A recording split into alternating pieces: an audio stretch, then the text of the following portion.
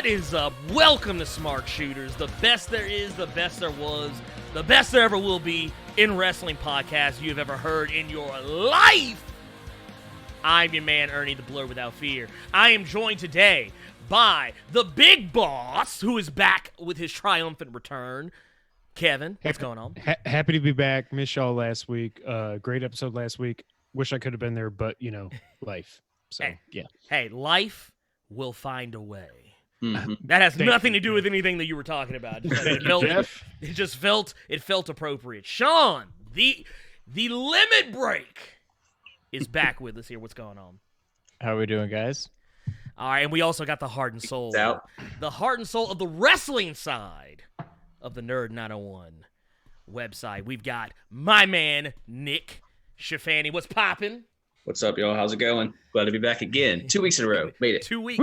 It's a record. It's a new record. Look, wait. So can we have like a little thing where maybe get like a Booker T moment where like you make it each time you make it like Sure. 1 time, Two times. 2 times, 3 Sure. times. Sure. Yeah. Like we're gonna get you to 5 times. We're gonna get you to 5 times. I think this is my 5th time. I don't. Can't know. do a spinneroonie. Cannot do a spinneroonie. Neither can I. So sad trombone. Hashtag sad trombone. This is you and Sean's 5th time. Yes. Oh wow. That's right. Jeez. We're holding it down. Dude, we're representing in here, dude. What am I doing? What are we doing? Okay, so everyone, I think you know what time it is. This is it's that time once again for one of, I guess, what you would call like the 4 cornerstone pay-per-views of WWE. It's time for SummerSlam, the WrestleMania of the summertime. Whatever. I'm sure that's what Vince has called it at some point. We'll play. So basically, we've got SummerSlam 2019, which is going to be in Toronto, Ontario, Canada.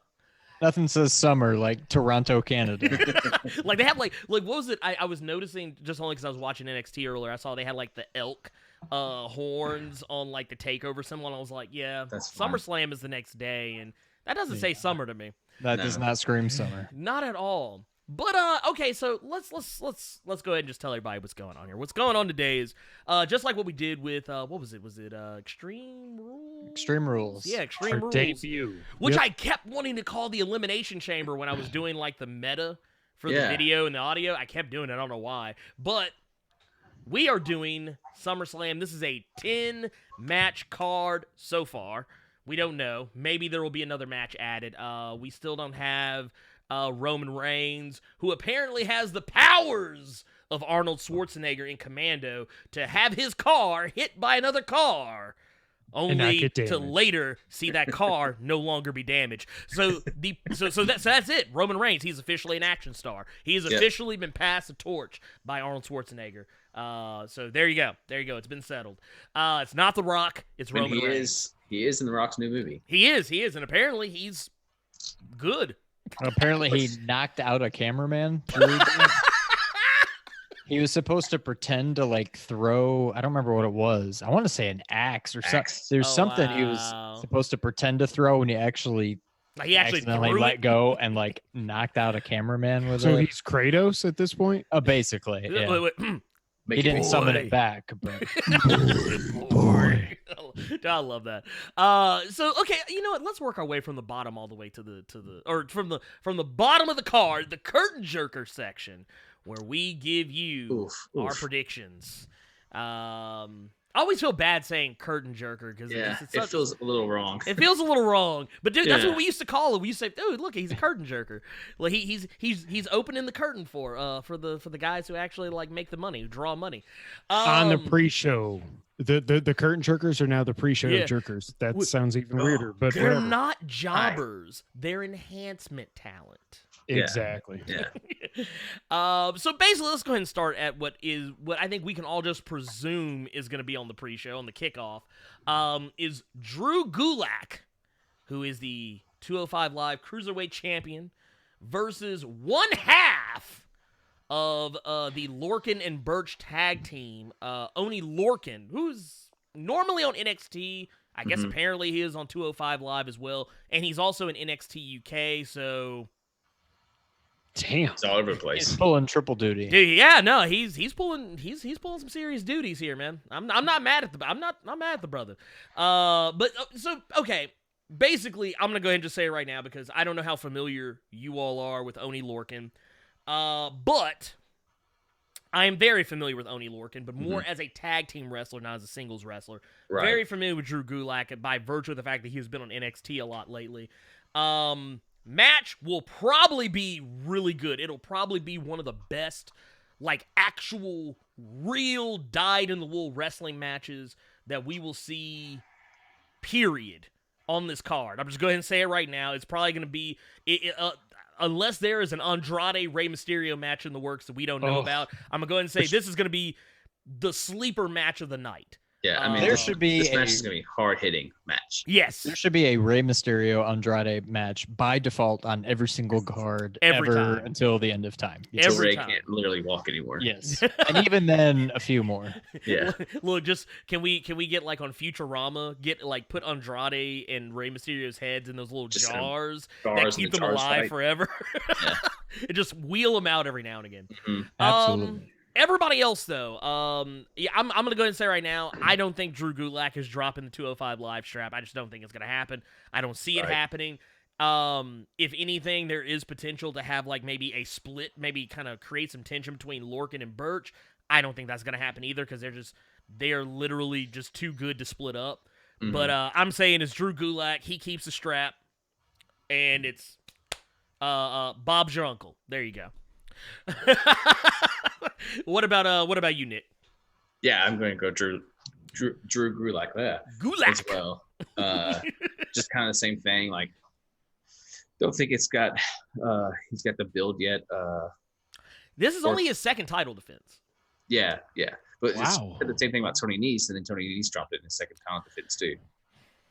So, but I think they're really building Drew Gulak, so I'm going to stick with him. Okay. Kevin. Drew. That's all I got. Drew Goo. Yes. That's his new name now. That we made it official right here. That's his new name. Sean, who do you got? I'm going with Drew Goo also. I mean, the fact that this match didn't even get set until just like a couple days ago. I think a day ago. This is just we need a cruiserweight match on the pre-show. Let's have a match on 205 Live to figure out who he's going to fight and let it be done, and that's the end of it. He's not dropping the belt yet. No, God no.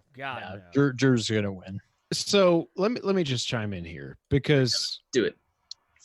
I've said for a while that I wanted the TV title to come back. Then we got the 24/7 title, and that's not what I wanted. But I kind of just want 205 Live to go away. And what I mean by that is there are so many talented wrestlers on 205 Live that just get completely shat on by all of us, not because they're not good, but because WWE has trained us to think these guys don't matter. Mm-hmm. I think these guys, you don't need the purple lights and the purple ropes and all that crap. But like, I think the cruiserweights, WCW, for all their wrongs, did right for the most part by the cruiserweights. And I think Raw and SmackDown could do the same thing by these guys. Just let them go in there. They don't need they don't need all these convoluted storylines and all this other stuff, but put them on the main shows and let these guys wreck shop so people actually see them. Literally, no one's watching 205 Live. No. Ever. So it's a disservice to these guys that are so talented. I wish WWE would do right by them and just put them on the two main shows, get rid of 205 Live, leave NXT to the network because NXT is NXT, but like 205 Live, literally no one cares, and they're making us not care by just putting this on the pre-show every freaking pay-per-view. Right. I think WWE, all the things they do wrong, this is one of them. I'm going to throw one at you. I want to see what you think about this, Kevin. This is actually something I was talking about with Kevin Cerrito. Oddly enough, our other Kevin that is not on our show. But we all know who he is. So, okay, here's the deal. What if, because NXT and 205 Live have been doing a lot of crossover lately, like a ridiculous amount of crossover. like to the point that I have often said, why don't you just fold the 205 Live into NXT? Like let the Cruiserweight Championship... Have the Cruiserweight Championship be an NXT title? Yeah, like just let it be an NXT title. Because, I mean... Yeah, put it on TakeOver. That would be... all for that. That is so much... Yes, I 110% agree. That's where it belongs. And take that hour that 205 Live... Well, do they have the hour? Do they have the time in NXT to do that? Well, no, that's what I'm saying. Like, you take that hour that 205 Live would normally take up, fold it into NXT, and then that way they still the Cruiserweights still get their time, presumably, and then none of the wrestlers from NXT that are already there lose any of their time. If anything, they stand to gain time because the Cruiserweight division, honestly, a lot of the wrestlers in NXT can classify as cruiserweights. Yep. Right. So, well, especially and it freshens up it freshens up the championship picture as well. So would NXT just be 2 hours then? Yeah, I mean, I'd be fine with that. Yeah. I mean, I would rather watch 3 hours of NXT than 1 hour of Raw. No, just 1 hour, just one. Yeah. But yeah, Sean, you were saying. Already basically treating 205 Live as if it's not only a separate brand, but also as if it's a lesser pre-show brand. It's a lesser brand because occasionally you'll see guys like Ali and now Buddy being called up more or less onto the main roster. Just it's basically NXT light, and that it's somewhere between NXT and WWE. Just call it NXT. It's nothing but wrestling for the most part. You don't have a bunch of convoluted storylines. It's just wrestling. Well, no, I'll throw you one better. Put it with NXT and be done with it. Well, I wholeheartedly agree. Take your Drake Maverick and your Mike Kanellis. On Raw, Mike Kanellis is a wimpy guy who gets emasculated by his wife on the regular, and Drake Maverick is the guy who's obsessed with the 24/7 title, who can't seem to sleep with his own wife. And if you go to 205 Live, Drake Maverick is the respectable babyface GM, and Mike Kanellis is the aggressive. Like, it's almost like the two shows, like, there's no continuity. It's like they pretend they don't. Yes. They don't exist. They each pretend the other one doesn't exist. Exactly. It's Elseworlds WWE is what it is. That is exactly what it is. Like 205 Live is not canonical to actual WWE. No. Speaking of another match that I think might actually open up the show, let's talk about, what was it? What are they calling this? The Queens of... I don't know what it is. Anyway, Trish Stratus versus Charlotte Flair. Wait, you thinking that's pre-show or like? No, I don't think it's pre-show. I just think it's going to be a match that happens earlier in the night. Yeah. Oh yeah. Because Trish Stratus got to get home and watch those kids, put the kids to sleep. So I mean, of course she's not staying the whole night. But no, so I'm not. I don't mean that to be dismissive. It's a joke. Anyway. No, yeah. like I know, like I'm ready to go home at like 8:00. I'm just saying. Trish Stratus versus Charlotte Flair. This match had all of the potential, all the just everything is working in favor of this match except for one thing, and that is the build-up. The actual build-up. This build-up has been booty. Well, it is garbage. So, not only that, but like they had the tag match on at SmackDown or whatever day it was. And what Trish was in the ring. that? And Trish was just like a cheerleader. Yeah, Trish never got in the ring. B, why, other than just for pure chaos, why do you put Becky with Charlotte instead of Becky with Trish? Like, none of that made sense. Why do you put a heel and a face with a heel and a face? Like, can I tell you why? Put the two heels together, put the two faces together, and is this really that difficult? Because Hashtag WWE. Vince. Well, yeah, I mean, unfortunately, yeah, that's probably that simple, but all right, here's my thoughts. I mean, like it's like, how are we supposed to get excited for? I mean, I'm sure Trish can still go to an extent in the ring, but like she can't even get in a tag match. So here's my thought. This is SummerSlam. This is supposed to be like WrestleMania down a half a notch. This is like WrestleMania light. Yes. This is diet WrestleMania. That's exactly what it is. If not now, we know it's coming. brand split. I mean, forget about that. Sooner or later, we're going to get a Becky versus Charlotte program, not counting whatever they did at Backlash or whatever, or Money in the Bank. I don't know. This is SummerSlam. Give us Becky versus Charlotte. Have Trish come back. Do the same exact feud she's doing with Charlotte. Do it against Natalya. Have Trish versus Natalya. They work better together. They match up much better. Give us Becky versus Charlotte. I think everything makes way more sense that way. Yeah. I love Trish. I mean, I know it won't be a squash because they wouldn't bring Trish out just to do that, but it probably should be. Charlotte should destroy her. Oh, yeah. And Trish should put her over.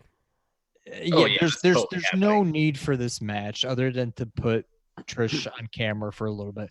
This should be Becky versus Charlotte, Trish versus Natalya. The only problem is that second match doesn't sell. I mean, no one cares, right? I mean, I get it. You're splitting your two big names up, but what you end up doing is you're putting your two big names into two kind of throwaway matches instead of having one amazing match and one match that's at least serviceable because it's got the name Trish Stratus tied to it. Sure. So. Well, and also because Canada. Yes. Oh, yeah. That's the only reason why any of this stuff is happening. But at the same time, like, okay, so piggyback off what Sean says, like, okay, you've got Trish Stratus from Canada, you get Natalya from Canada. So do I make it like a Canada's favorite daughter or whatever match, some bullshit like that? Right, you could put some kind of angle like that attached to it easily. Yeah, that would actually, if you put Natalya and Trish in a match against each other, that would work way better than Trish versus Charlotte for no reason, because we all know what WWE really had planned in the beginning. I guarantee you this match was not meant to be Trish versus Charlotte Flair. This was meant to be a Trish versus Sasha Banks or Sasha Banks versus Lita. These were the matches that were these were matches that had been pitched in the past that Sasha has asked for in the past that cannot happen because Sasha isn't there. It's so transparent. And I'm gonna go, and I didn't even say earlier. Charlotte Flair, she's winning. Yeah, clearly. I think across the board, right? Charlotte, yeah. Well, Wait a minute. Let's hold off a second. So there's I think there's 3 matches with Canadian wrestlers on this pay-per-view. Kevin Owens is another. Spoiler alert for later, unless there's some funky business. Natty shouldn't even be in that match, so I don't even want to talk about it.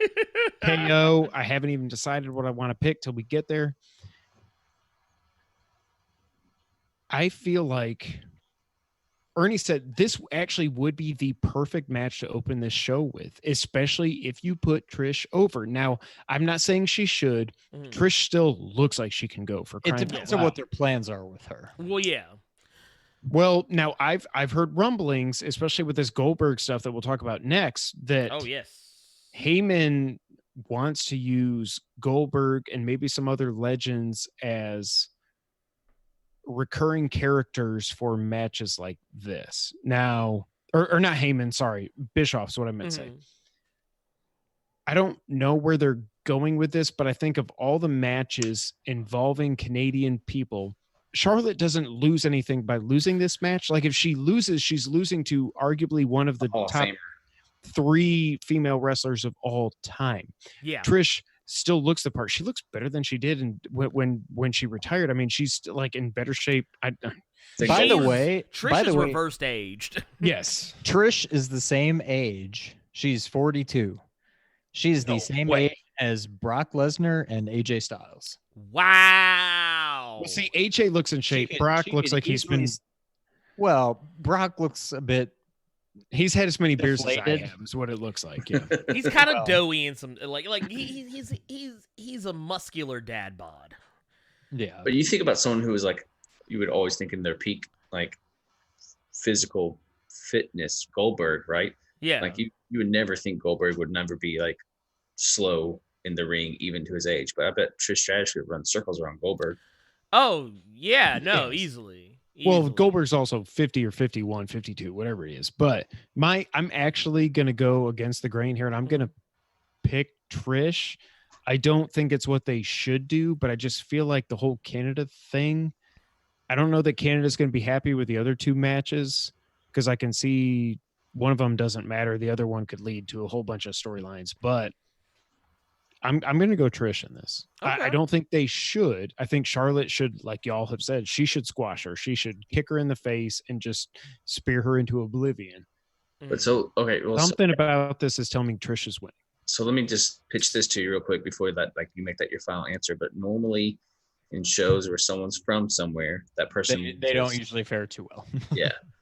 Correct. But Trish, because there's so many, maybe like that's going to balance it out. Yeah, so there's 3 matches. Trish is a legend. Like it'd be like if Goldberg wrestled in Atlanta against, I don't even know. Okay, I tell you, I tell you what. The one reason why I will say I think Kevin may be onto something is because that rule does apply, except for in foreign countries.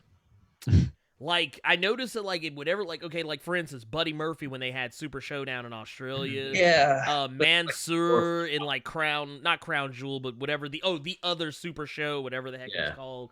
Jinder Mahal was champ for, like, 7 effing months for some reason. Yeah. Because they had an Indian tour, for crying out loud. So, actually, and, also, the only reason the Kabuki Warriors got a title shot at the Iconics was because they were touring Japan. So... there you go.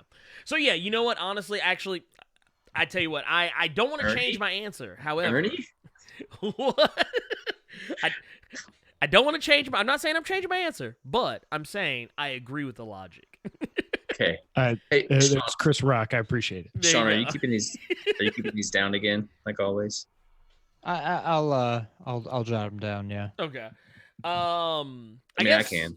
With that, because we did bring up Goldberg. I don't think this match is going to be a later in the evening match. This seems more like an earlier in the night match. We're going to talk about that real quick since it was already kind of fresh in our minds. The man they call Goldberg. Do people even still call him that? The man they call Goldberg? hang on. Before we move on from Trish. Oh, yes, go ahead. I was going to ask a question and then I forgot what it was, hence my delay, and then it came back to me. Remind me, did Trish ever have any kind of formal retirement match? Or did she just kind of go away? I don't think so. Nope. Okay. I mean, that's what I thought. I couldn't think back. I'm thinking back to like Mickie James and stuff, if she ever lost a retirement match like HBK or Flair or whatever, but I couldn't. Yeah, I don't think any of the females, period, back in the day, like had official retirement matches. They really just would kind of be like, "Well, I'm not coming back anymore. Yeah. Bye." Eve Torres, like she had something similar, like as closest to it, like she was in like a I Quit match, and I think she went along the sides of Batista and like just up and left. Okay, that sounds about right.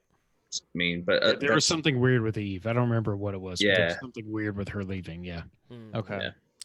Okay, I was just curious. Yeah. No. Question, Sean. Hey, made sense star. to me. Okay, so Goldberg, the man they call Goldberg versus the man they compare to Shawn Michaels' work rate. Dolph Ziggler.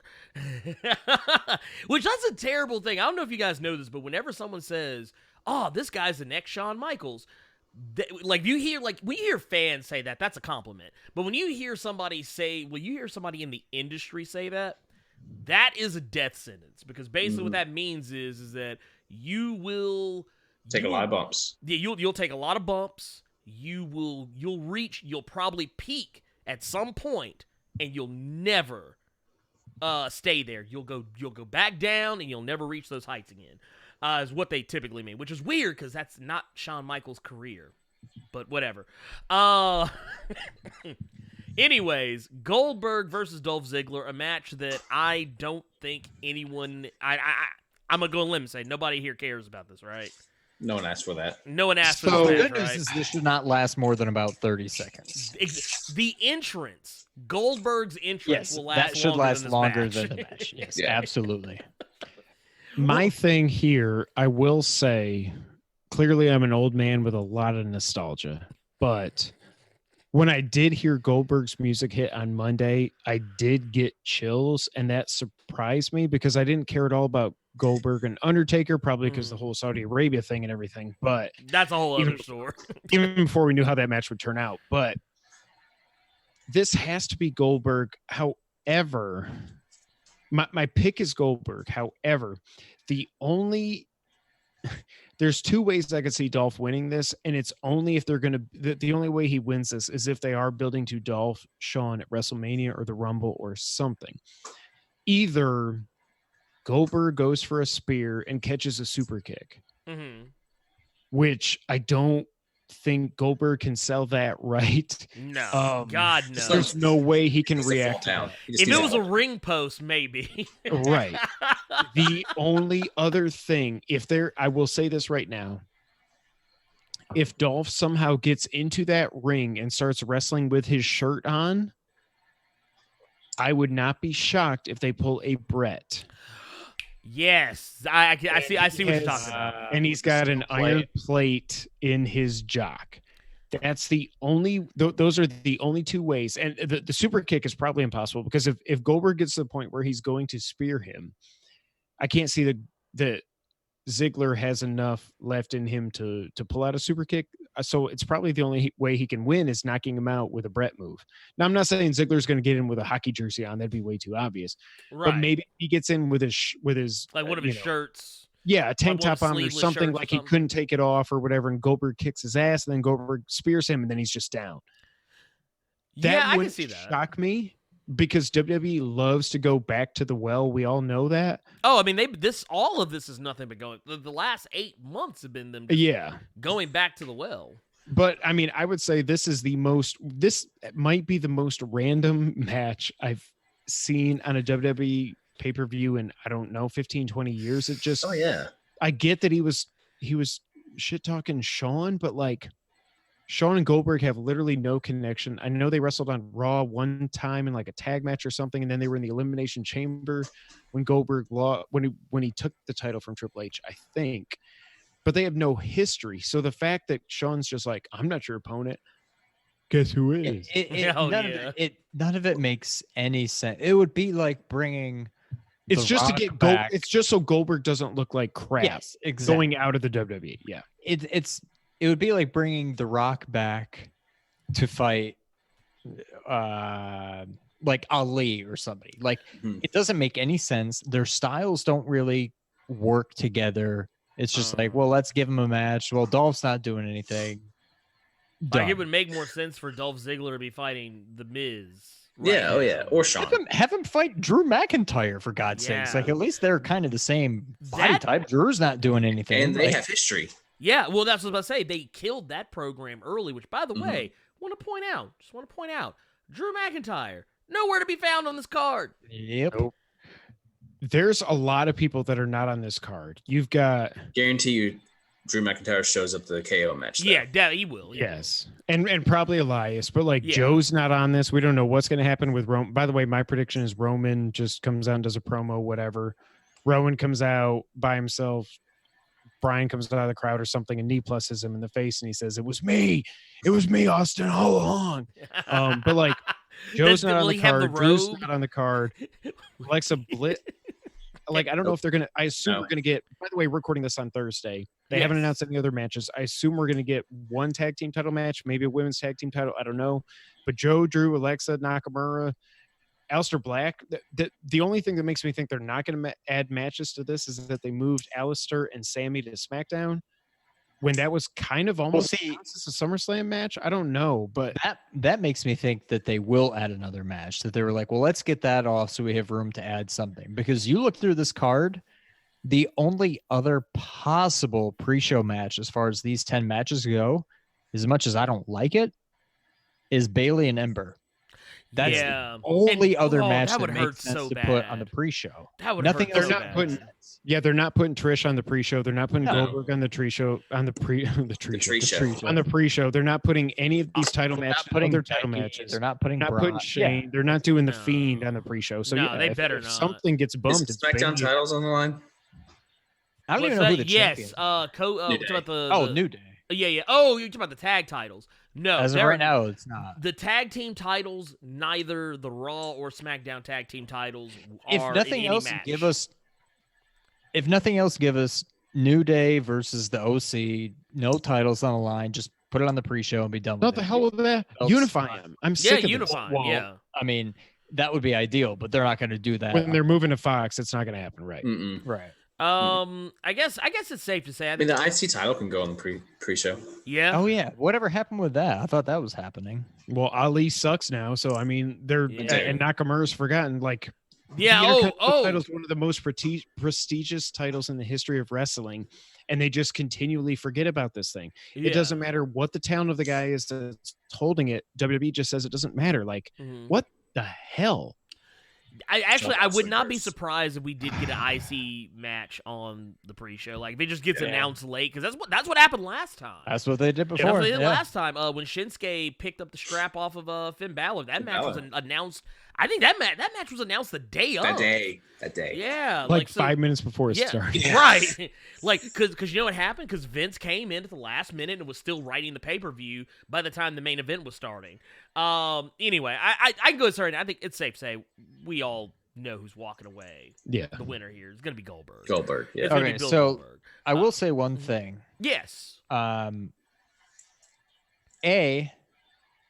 Dolph has stuck around at least a couple months longer. I thought you were making bad. I thought you were trying to make a bad Canadian joke. Oh. Dolph, I figured they were like, well, we need somebody to fight Kofi for the title. Let's bring in Dolph. He's not doing anything. Then he can go back to his comedy circuit. He's hung around. So A, that's already a shock.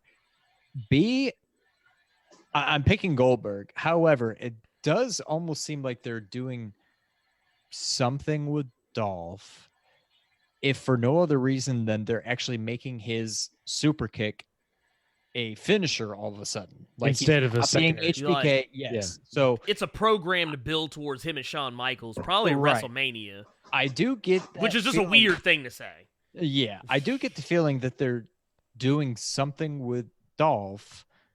I mean, the logical conclusion is HBK. But at least they're doing something. I mean, they're feeding him to Goldberg here, and that's obvious. But at least the fact that all of a sudden they're like pushing his super kick now, I get the feeling something is going on. I don't think he's going to beat him, but I think he's going to be around for a little bit. And yeah, maybe it ends up being an HBK match or something. But yeah, Goldberg. Yeah. Goldberg all around. Let's talk about the United States Championship picture. This is one of my 3 matches I think can go on first. I could see this match going up. I think this is good. Yeah. I think this would be a good opener too. AJ Styles, the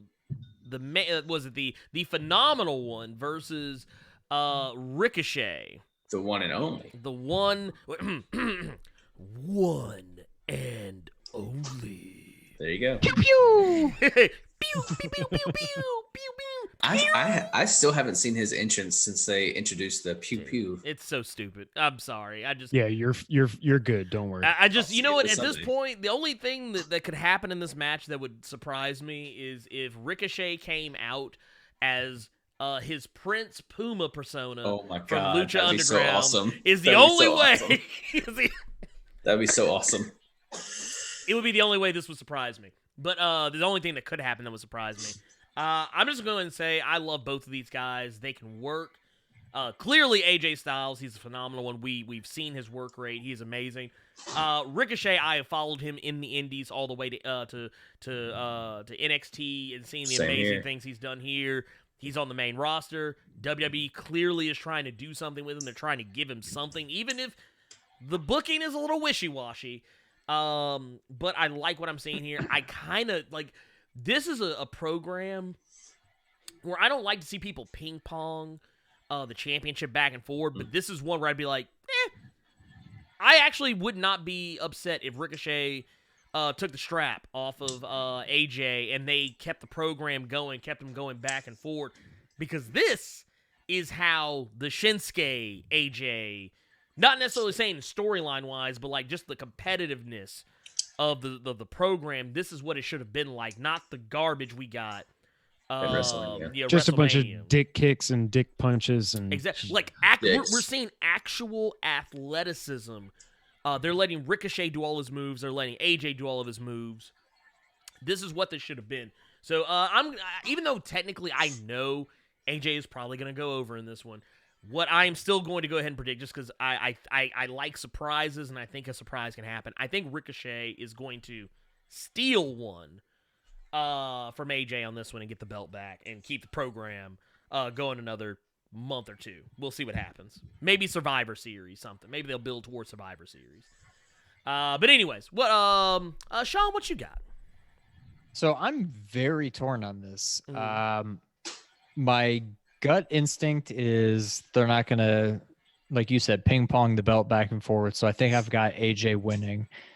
However, it almost seems like they took the belt off of Ricochet just so he could win it back at SummerSlam at this big event. So I could see Ricochet winning it. I don't think AJ, as much as I love him, I don't think he's going back in the main event picture anytime soon. I think he's, and there's nothing wrong with it, but I think he's stuck in this mid-card realm for a while. I like him in the mid-card, though. It's not a bad place for him. Yeah, that's totally fine. I can't really see Ricochet winning it back just to turn around and have AJ fight him again for the title. So that seems a little weird. I think in the end, I'm picking AJ to retain, but I am not at all confident about it. Yeah. I mean, this to me, this is a toss-up. If for no other reason than the fact that it seems like they're trying to emulate on Raw what you got going on with SmackDown, where you've got the U.S. title and the tag champs together, just like you have the WWE title and the tag champs together. They just put the belts on. I'm not going to say that doesn't exist. You just put the titles on those two. I don't think you turn around and take the title off of AJ yet. So I'm saying AJ retains, but it's a toss-up to me. Well, let's see. Kevin, what you got? What do you think? This match is just like printing money. I think that they're going to top. It was my favorite match at Extreme Rules, and I think they're going to top that. I think that WWE knew, and these guys knew, that they had one more match in this rivalry at least. And when you're going on the second biggest stage that WWE has, these guys are going to this Nick, to echo your point, this would be a phenomenal opening match, because these guys, I feel like, as great as that last match was, they didn't pull out everything that they could have. My only worry, because WWE, is that we're going to get some shenanigans in this. Now, my pick is AJ. I will say that. Although, if you want to make Ricochet, if you have him not only beat AJ, but also have him beat AJ while he's overcoming whatever their names are. The Good Brothers. The Good Brothers, yeah. Like, if you have him do that, that's a hell of a story. Yeah. However, kind of echoing what Sean said, I don't think I hope they have bigger things planned for the club. And I don't mean that as a slight to Ricochet. I just mean I hope that they turn these guys into a kind of new NWO or something. That is one thing, not to get off on a tangent here. Modern day WWE is missing factions. There are no stables. There's factions. Nothing. This is the closest thing we have to one. Like, even when the stupid League of Nations was a thing 5 years ago or whatever that was, like, at least it was a stable. Like, I miss those. Consider the New Day one? Well, I mean, the New Day they're more of just like a Freebird style tag team. Not to say they're not a faction. Right. They're not going to recruit more members. No, they'll always be them. They consider the Shield a faction. There's only 3 guys. Well, actually, I don't even really consider the Shield a faction. They always, guess however you define it, right? It's more like a gang. I don't know. This is a bad word to say, but almost like a gang is what I think of when I think of factions. Like, I think of DX with 4, 5, 6, 7, 8 members. The NWO got so bloated, but before they got so bloated, the Horsemen. Like, I miss those days. What I really hope, not to bleed it into the next match, but I really hope Finn gets killed in kayfabe, Okay. Yeah, I was gonna say kayfabe. We don't want the extraordinary man who does extraordinary things. Stop. To extraordinarily die. Yeah. But I want him to get killed in kayfabe and come back as a babyface and then turn on somebody and join these guys. Like, I want them to expand. Somebody said it was one, I don't remember who it was. One of y'all in the text thread, I think, said, what about Drew McIntyre? Like, can you imagine Drew McIntyre as the muscle for this group? Now you're talking real faction. I know I'm off on a tangent at this point. No, you're good. You're good. My pick is AJ. But I think if they want to, I freaking love Ricochet. I like Ricochet. I like Ricochet a lot better than I like Alistair at this point. Personal preference. And I think if they really want to make him the babyface, like back when Shawn was babyface, Daniel Bryan was a babyface, all these underdog, smaller guys that can just freaking go and they're better than everybody in the ring. If they really want to make Ricochet, they put him over here by taking out the entire club. He wins the title and everybody loses their minds. However, my pick is AJ. Nick, what you got? Before I make my prediction, I think this is something that we've talked about before on the show, but I think, unfortunately, WWE kind of missed the opportunity of the spot here to make this a ladder match.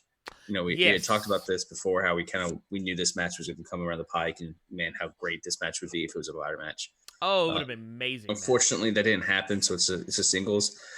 This is one of those things where, like, do you go with your brain or do you go with your heart? Because my heart says Ricochet, but my brain says AJ. So, just much like a match that I'm going to choose later down the road, I'm going to go with my heart on this one. I'm going to go with Ricochet. Okay. I have no idea what you're talking about, Nick. I think I know. I think I know what match he's talking about. Yeah. I think I know precisely what match he's talking about. But yeah, I think that it's gonna be Ricochet, because if this truly is the era of the Paul Heyman guy and how much he loves Ricochet, this is the best time to really just start catapulting Ricochet into a possibly main event type of area. Well, you know, where we can see him tagging with Roman Reigns, tagging with Seth Rollins, and type of matches like that. Well, the thing about Paul Heyman, and I think what people forget about Paul Heyman, is that Paul Heyman, he made SmackDown an A show above and beyond better than Raw during his time, and all he asked for were Edge, Rey Mysterio, CM Punk. Chris Jericho, CM Punk. Well, actually, CM Punk wasn't even on the card at point. He was ECW at point. You're right. But he also he took I think he took Chris Benoit and I want to say maybe like Batista or something like that. And Batista was SmackDown at first. Yep. Yeah, he built SmackDown into a power. Like, SmackDown used to be the show that you might watch. He turned it into the show that you're going to watch. So, and he did it with guys like Ricochet. So, I think that, yes, if Paul Heyman has anything to say about it, guys like Ricochet, and I would even say maybe with Heyman there, maybe we could see a little, or not with Heyman, but with Bischoff over on the SmackDown side, maybe we'll see some elevation there as well. You never know. One thing I want to bring up real quick, just a hypothetical, because I was thinking about this week and I made a note. What if the OC, what if the club, what if the Bullet Club expands, but they don't expand with a male? What if that'd be awesome? They expand with a female. I think that would be awesome. Sasha I don't Banks. know. I don't know who it should be. Sasha Banks. I'm kind of done with her at this point because how dare you? She's a freaking crybaby. She took her ball and went home. I'm done with her. Like, I mean, can you blame her? No. Can you blame her though? No, Kevin, you cannot say that and then want CM Punk to show up every freaking show. That's a fair point. Because he took his ball and went home too. He did. Stone Cold Steve Austin did, and y'all don't like Stone Cold. I'm just saying. I'm just saying. I think Sasha had a very good reason for it. Because, it actually recently came out that Vince McMahon, literally, he said, does not want the titles. He did not want the women's tag team titles to be a thing. He only did it because he caved into pressure, and he didn't have a plan. And they even say the writers right now, Still don't have a plan. So I'm actually not, honestly, Only, if I were Sasha, I'd have say, deuced out too. I'd have been like, man, fuck this place. I'm out of here. I will say the whole Sasha teaming up with Bailey thing didn't make any sense in kayfabe. I thought that was stupid to go from like they got to the point where they're about to rip each other's throats out to then just being a bet. Now we're best friends again. We're a tag team. It was just, I was waiting for one to turn on the other. Like they couldn't have thought it was going to last that long anyways. No. But anyways, I think it's just a matter of the fact that like they didn't, I think it was more, I think what people miss is the fact that it's the booking of the women's tag team titles. Even if Bailey and Sasha would have kept them, I don't think they would have done any better. I think that we would have gotten the same crap that we've gotten like now. It just would have had a different face on it. You know, but the thing is, but that said, I don't blame Sasha at all. No. Like I don't blame her at all. Like I'm like, girl, do your thing. Because the one thing I will say, she ain't the only one that's not happy.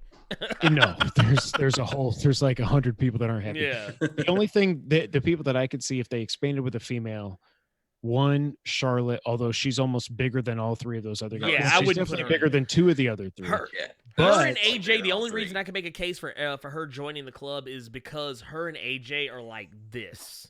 Yeah. That's the only way I would see it. But that said, I think it would make more sense to put Liv Morgan on that team. Then my pick isn't even somebody in WWE right now. Who you got? Shayna. Ooh. Oh, you know what? That I actually could see. Murder folks. Well, yeah, no, she's a hitter. She's a hitter. Yes. She would she could do it. I don't know how you even do that because you can't bring it back. Really I'm with you on that one. Yeah, you can't even really have her get involved in a men's match, and although we just saw Baron Corbin and Lacey and all that, we don't want to talk about that. But I don't know how you even incorporate her. Shayna will be the person who, like, you could use her as a China type figure. Yes. You can use it. Yeah. I mean, not to say that she's as big as China or she's as imposing, but the thing is her demeanor is very, like, you could use her in a China capacity where, like, men would be scared to do anything to her because they'd be like, oh, I don't want to do anything to you. But she'd be like, well, I don't give a shit. Yeah. I'll do something to you. No, and I think you could still even play off the Becky Lynch and Seth Rollins, like, real-life relationship if Shayna Baszler were to come in, because if, you could have maybe a Seth AJ match and then she's fighting Becky. Right. Or however you want to. I don't know.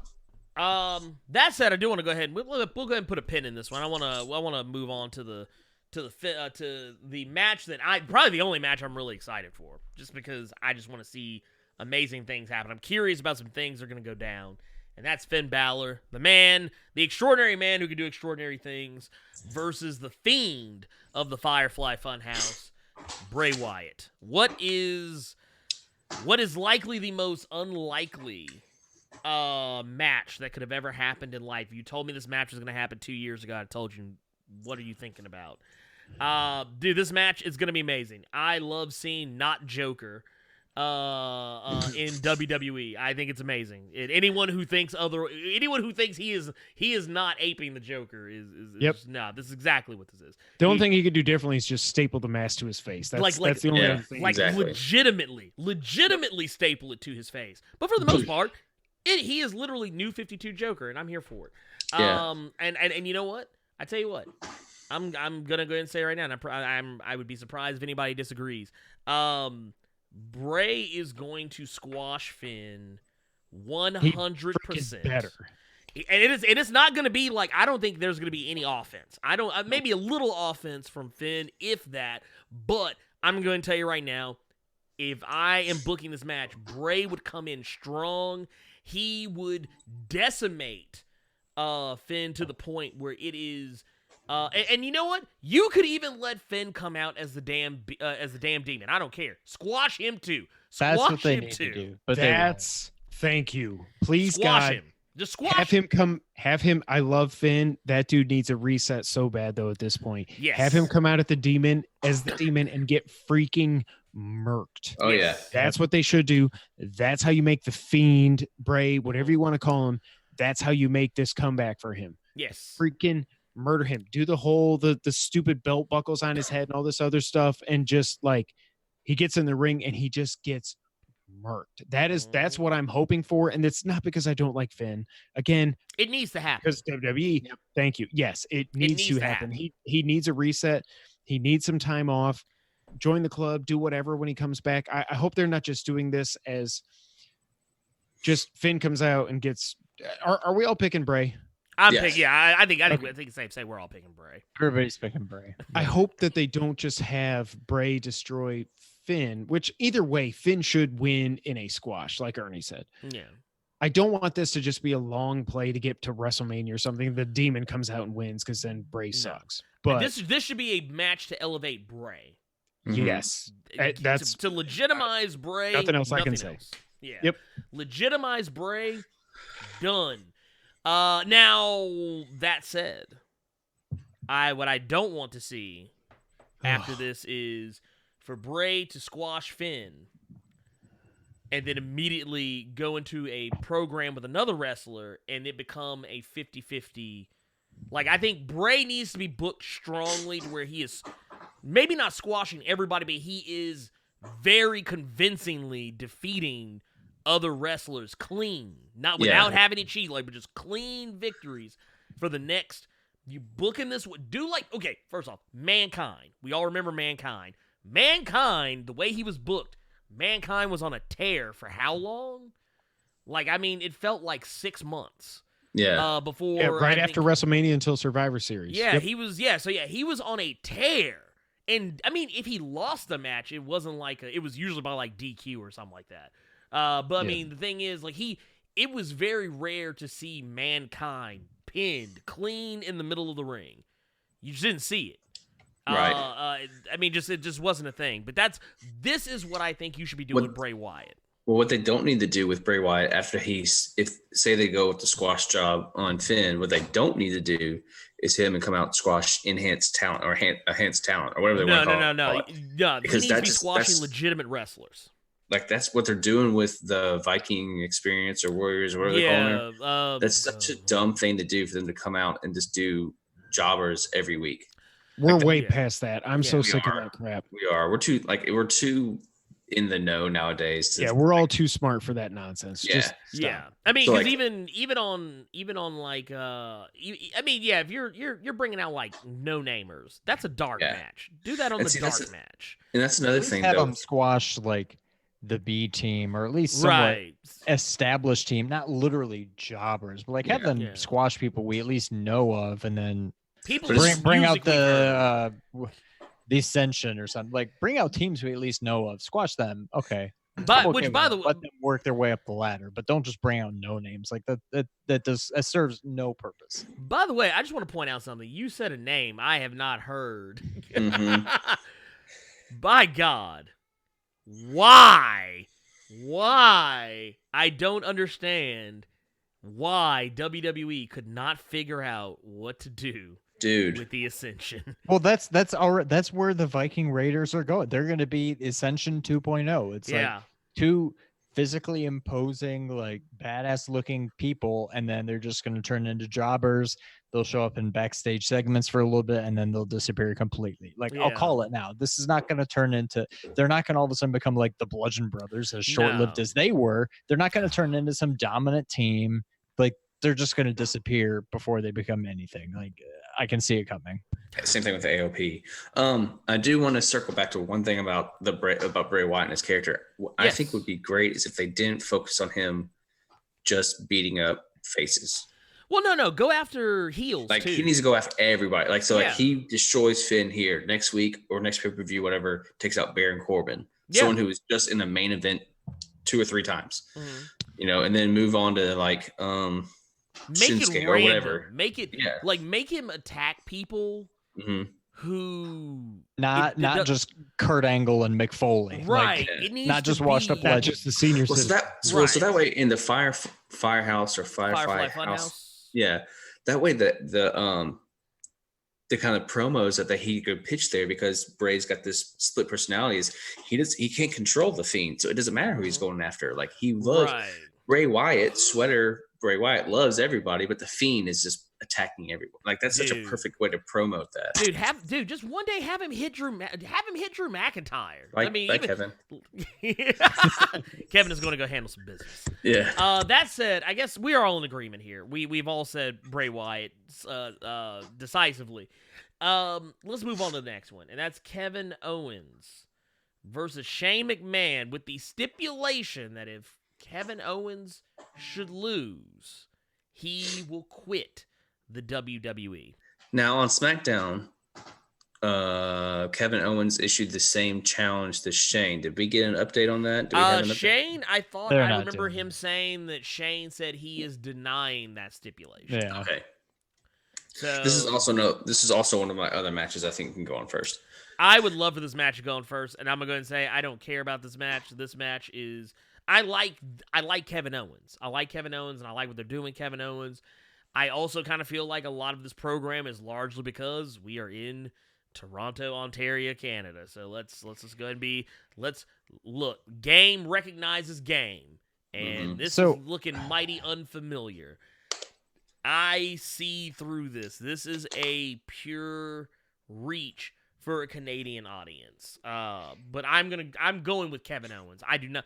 If Shane McMahon wins, it will not be clean. It's got to be Kevin Owens. I like the way they're taking his character now. What they were doing before when he was like a true babyface, it wasn't working. Right. Now they're going more for a little over the top, but a little more along the Stone Cold lines, like the anti-hero, going against authority, whatever. And I dig it. However, that's what we all kind of saw coming with Becky a year ago, not quite a year ago, and they ruined that. They washed I'm it. a little worried that that's what's going to happen with Owens, but I do think they have a good thing going here if they play their cards right. Kevin Owens should definitely win. Shane needs to just disappear for a long time. A very long time. Even if you get rid of Shane and bring in Stephanie, I'm okay with having an authority figure for him to feud with, but it should not be somebody who's. It shouldn't be all three McMahons. People up in the ring. Yeah. Like, there's no need. Just have it be Steph. Have her stay behind. I mean, not necessarily behind the scenes, but outside the ring, obviously. Right. I'm fine with that. I think that dynamic can work. But how stupid. Did y'all watch SmackDown? Like, they did this whole thing where like Owens was on the ground and Shane went and like flipped the table over on him, except it was like Kevin's back. Owens was on the ground in the corner of like the ground and the barricade, and the table was just like this, like kind of touching him, but not really. And the announcers were all playing it up like, oh my God, Owens is trapped. Oh my God, what has happened? And it's like, no, he's not. He could crawl out of there if he wanted. Like, it was just so embarrassingly bad. But Owens, it kind of reminds me of the tree when people get put in the tree of woe. I'm always like, you can't get out of that. Like, you just unmove your legs, dude. Just move your legs. Yeah. It was just brutal. It was embarrassingly bad. And I'm glad to see Shane get the upper hand on SmackDown, because that tells me Owens should get the win at SummerSlam. It's not going to be a squash, I don't think. If there's a squash on this card, it's Goldberg. They're not going to have two. But I think Owens wins after a lot, overcoming the odds. We'll probably see, like you said, McIntyre and or Elias. Owens has to win this, and Shane needs to disappear at least until I don't need to see him back. I mean, he better disappear at least until the Rumble. I don't care if he never comes back. Like, I'm just so sick of him, at least in this role they've got him in. Like, just go away. Run away, Shane. Run away and never come back. Yeah. This should end it. What about you, Nick? What you got? Man, I want to go with KO just because it makes sense. I mean, Shane got over on him. The go home SmackDown, the stipulation of Kevin Owens quitting if he loses, like this all kind of like builds to KO's case. But for some reason, there's like this cynical part of me, because every single match we've talked about, Shane should be losing, The Miz and, Roman or whatever. Roman Reigns, for crying out loud. Yeah, like he keeps finding a way to win. So I don't know. I think ultimately I'll go with KO just because of the stipulation of quitting, because I don't know what does that actually mean? Is he quitting SmackDown? If he go to quits, Raw? he'll wind up going to Raw, or he'll get reinstated somehow. It's just such a stupid, like, we also didn't they already do this? We did this before. They did. Yes, we did this before with the same players. Yes. At And last he's year's back. WrestleMania. So yeah, I'm gonna go KO. I guess. I mean, I love everything KO does, what he stands for right now as his character. But yeah, just beat Shawn or Shane and just let him go away. Not you, Shawn. I want you to stay here forever. No, I'm not going anywhere. Thank you. Kevin, what do you got? We're talking about the Kevin Owens So- Shane McMahon match. I'm going against my better judgment here, and I'm actually going to pick Shane because he's the best in the world. And I'm saying that very facetiously, if you couldn't tell. I just think it sets up a longer feud and it turns him into even more of a Stone Cold kind of wrestler. Yeah. If he's quote unquote fired. But the thing is, he's not even fired. He quits. He's quitting on his own accord. Yeah. Right. It's so weird. So I want Owens to win. Do not get me wrong at all.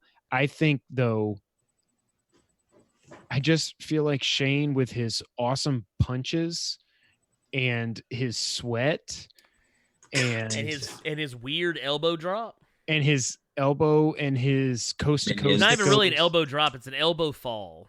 Mm-hmm. His coast to coast goes to like Iowa at this point, but they just do the camera angle so it looks like he went all the way, and then like the wrestler punches the trash can or it's something. More like hopping the bridge. Yeah, it's obviously it's like a New York to New Jersey. There's going to be a lot of shenanigans in this. I don't want this to happen, but I'm picking Shane just because I don't think we can rely on the whole, and we'll get to this later. I don't think we can go by the old, whoever goes over on the show before is losing the match. I feel like Vince obviously loves Shane. It's his kid. I get it. I was so... I don't like what you're insinuating for what you mean by later on. We'll get there. Shane... I don't like this at all. I don't like this at all, guys. Shane, when he came back, I was like, I jumped out of my chair when Money hit, when he came on that Raw with the Vince presentation or whatever it was that Stephanie was doing. I was so happy. I didn't ever need to see him wrestle again. I just wanted him as an authority figure or whatever. I just don't think they're done with this storyline. I hope Kevin wins, but my pick is Shane, unfortunately. Yeah. I mean, I think that's a logical pick. I mean, especially with your first point about continuing the rivalry and stuff like that. I mean, you've got this. If Shane wins, I would not be surprised. God, no. Well, plus I'll throw up a little bit, but I wouldn't be surprised. In my mouth. Well, you brought up a good point that had actually crossed my mind before. Is WWE seems to be running out of ideas. Hence, we're seeing what's old is new again. We have Owens playing the role of Stone Cold and CM Punk playing the role of Vince. Yes. Stone Cold was fired at one point, and then he didn't miss a week of TV, I don't think. Like, it would not surprise me if Shane won. I'm sticking with KO, but yeah, it would not surprise me if Shane won.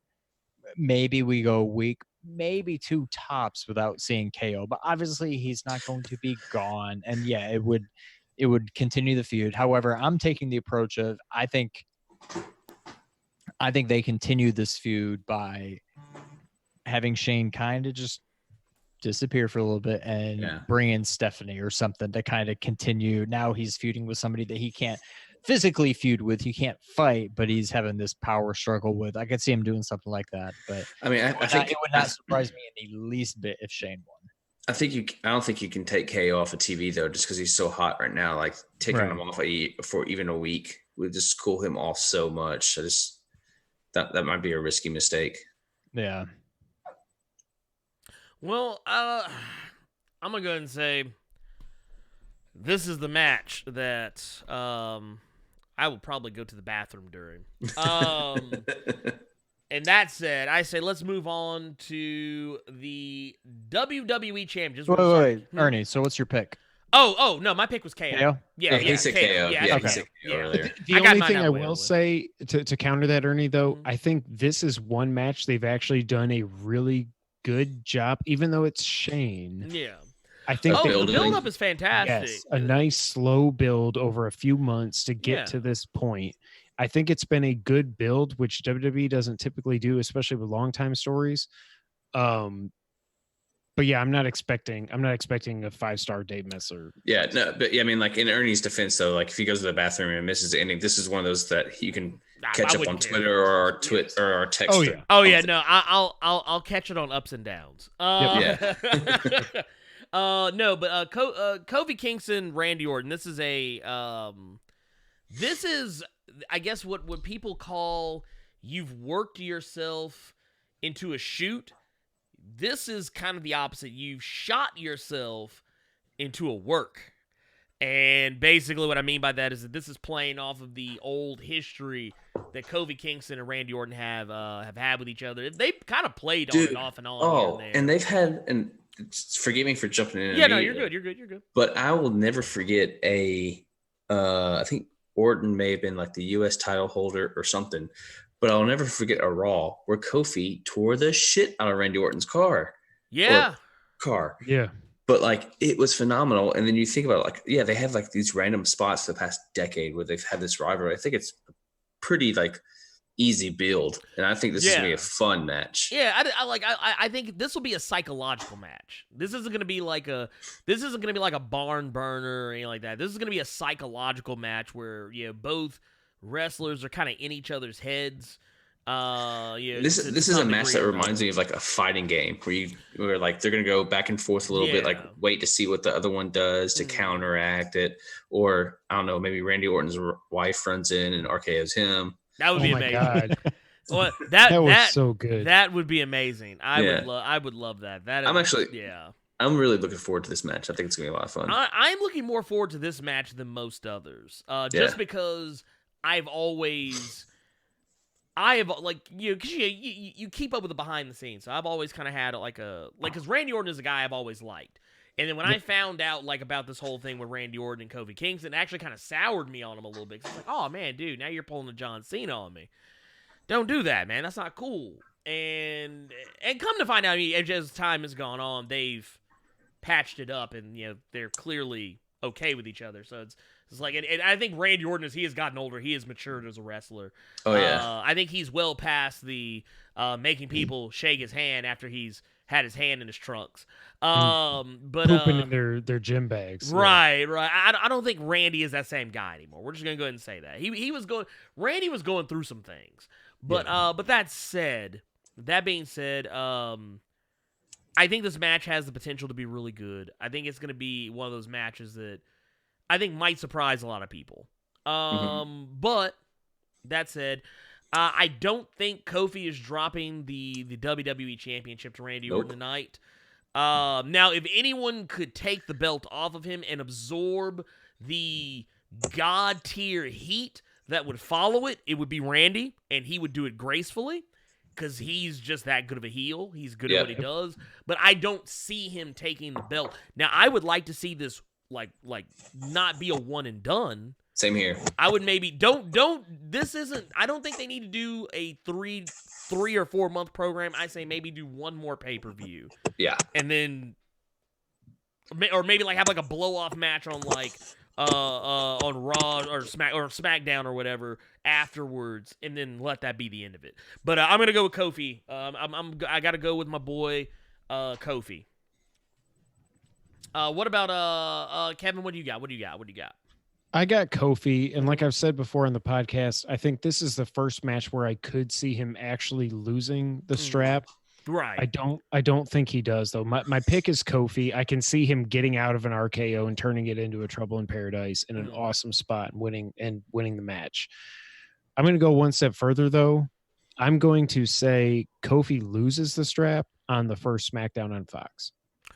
I can see that. I have no idea. I'm not going to say a wrestler because I don't know what their plans are going to be and all that, but I can see this is why you need to tune into SmackDown every Friday night when it's live. You never know what's going to happen. Anything can happen at any point. Exactly. Anybody can show up. And I can see that. No, I don't disagree with you on that.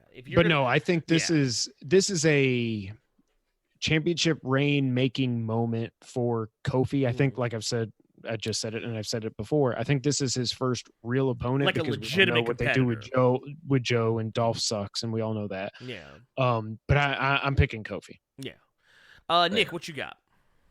I'm gonna go with Kofi as well. But I just jotted down a couple of notes here that just kind of popped in my head, because I think, much like Kevin saying, beating Randy is like his first real big, huge credit win. And even piggybacking off what you said, Ernie, I do think like win this, Randy gets a rematch the next pay-per-view, Kofi wins the next one, and now you've got 2 wins in your back pocket against a certified Hall of Fame. Yeah, a guy with championship reigns numbering in like what was 13 he? Was he or like 13, 14? 13. It's either 13 or 14. Yeah. I lose track. Yeah. And I even go to say is like, I think Kofi kicks out of our RKO at least once during this match.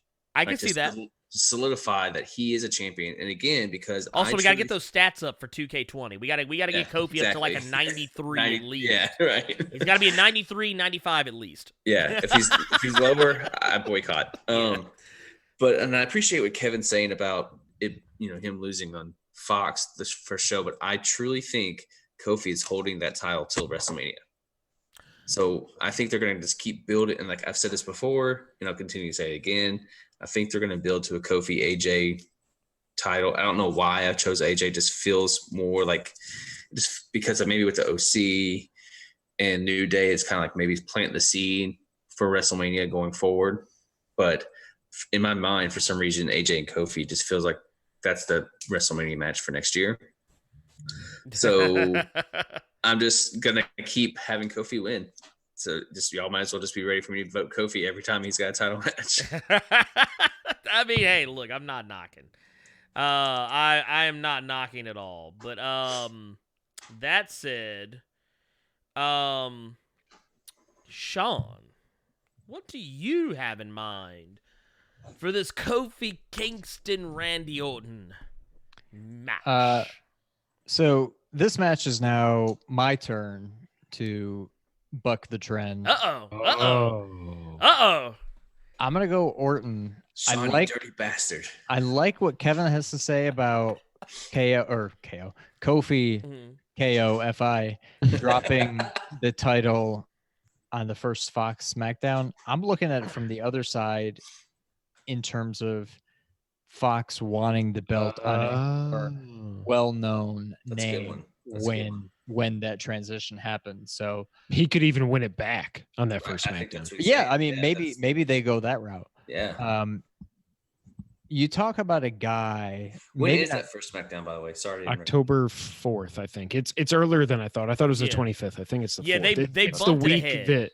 It's the week that AEW debuts. They swapped the same week. That's actually AEW did that on purpose because they knew they wouldn't be going head to head. Yep. So yeah, it'll be all that same week. Sorry about that, Sean.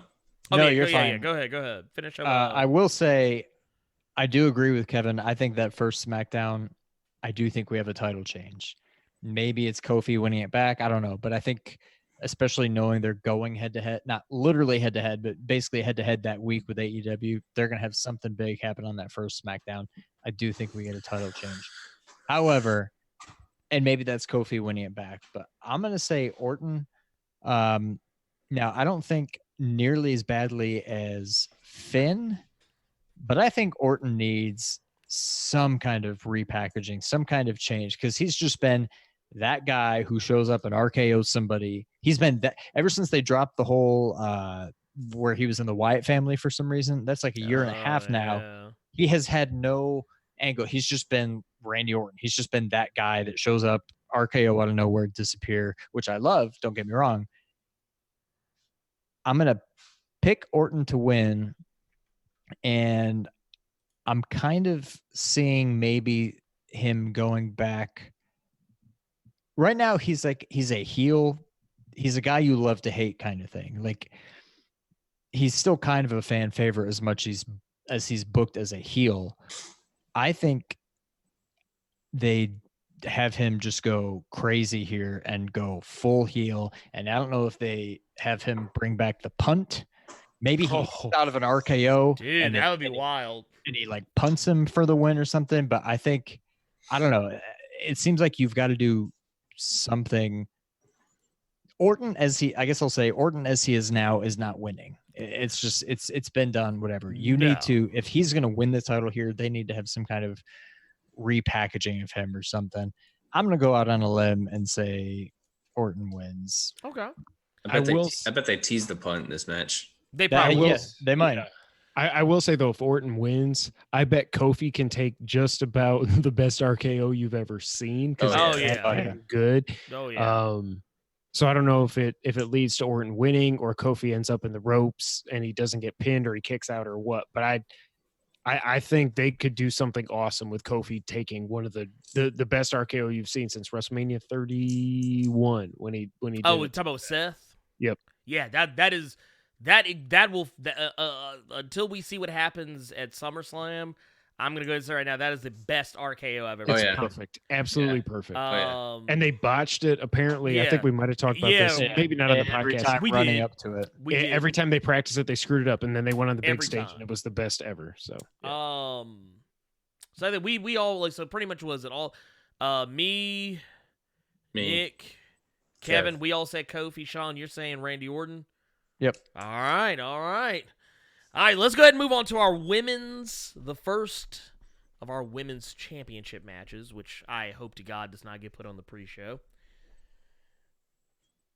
The quintessential white meat babyface, Bayley, who is the SmackDown Women's Champion, versus the She-Nom, the War Goddess, Ember Moon. I'm going to go ahead and say right now, I am going to echo something that Nick said earlier. I have my brain saying one thing. My heart says another. My heart says the She-Nom will have her hand raised in victory and become our new SmackDown Women's Championship holder. And my brain says that because of Vince McMahon's history, ridiculousness. Well, not only his history, but now that we know that apparently he has beef with Ember Moon. Apparently, I missed this. Yeah, apparently it came out over the last few days. Supposedly, Vince McMahon does not like Ember Moon. They're not saying that he thinks she's a bad wrestler. He doesn't like her personally. In regards to something, it has to do with some comments that her husband made, which her husband's kind of a clown shoe. He's an indie wrestler, huh? He's an indie wrestler. Yeah, he's an indie wrestler. He kind of got put in some hot water WrestleMania weekend, because of he wore a shirt at an indie wrestling event that I think it said Queen of the Black Women. For Claro, he's a white man. Okay. So that's why people were kind of like, dude, that's little weird. But to his credit, he did also, in his defense, say that he's only ever sold 2 of those shirts. So I'm like, you know what? That's probably for the best. We've sold more. Yeah, as I was gonna say, I think we have all sold more shirts than he has, at least of that particular SKU. That, and apparently he doesn't like her, which I will to his credit. If this is the case, I don't disagree with him on this one. It's that he doesn't like her on the mic. Now, that said, I think she's just never given anything to do on the mic. I think Ember works better when she can just talk. Because if you ever just listen to Ember talk, she's actually pretty interesting. But I think that there's a lot of other stuff. And also, her husband did also send out a pretty ugly tweet about Nia Jax injuring Ember Moon back when nobody knew Nia Jax had injured Ember Moon. So there's also that. But I'm going to say, my heart says Ember Moon. My mind says Bayley because Vince McMahon. I want this match to be good. I think it'll be a good match. I think this will be the better of the 3 women's matches. Yeah, but 100%.